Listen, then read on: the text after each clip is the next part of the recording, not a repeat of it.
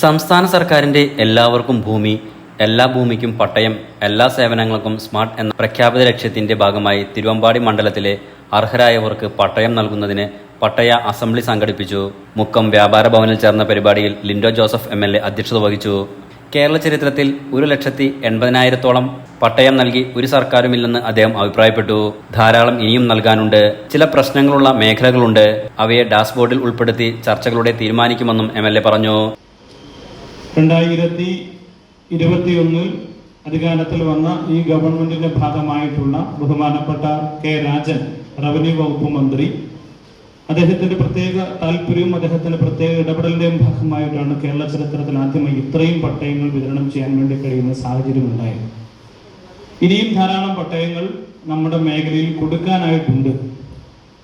സ്വാഭാവികമായിട്ടും ഇവിടെ ചില ആളുകൾ നമ്മൾ കൊടുത്തിട്ടുള്ള താഴേക്ക് കൊടുത്തിട്ടുള്ള മെസ്സേജുകൾ തെറ്റായി ധരിച്ചുകൊണ്ട് ചില ആളുകൾ ഇന്നത്തെ യോഗത്തിൽ ഇവിടെ എത്തിയവരുണ്ട്.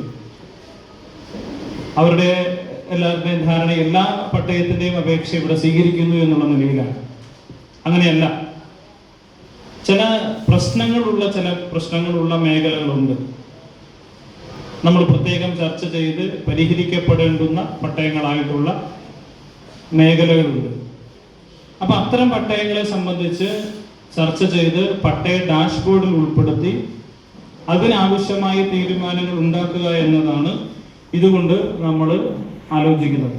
മുക്കം നഗരസഭാ ചെയർമാൻ PT ബാബു കൂടരഞ്ഞി, ഗ്രാമപഞ്ചായത്ത് പ്രസിഡന്റ് ആദർശ് ജോസഫ്, കാരശ്ശേരി ഗ്രാമപഞ്ചായത്ത് പ്രസിഡന്റ് സുനിത രാജൻ, കൊടിയത്തൂർ ഗ്രാമപഞ്ചായത്ത് പ്രസിഡന്റ് ദിവ്യ ഷിബു, തിരുവമ്പാടി ഗ്രാമപഞ്ചായത്ത് പ്രസിഡന്റ് ബിന്ദു ജോൺസൺ, കോടഞ്ചേരി ഗ്രാമപഞ്ചായത്ത് പ്രസിഡന്റ് അലക്സ് തോമസ് തുടങ്ങിയവർ സംസാരിച്ചു.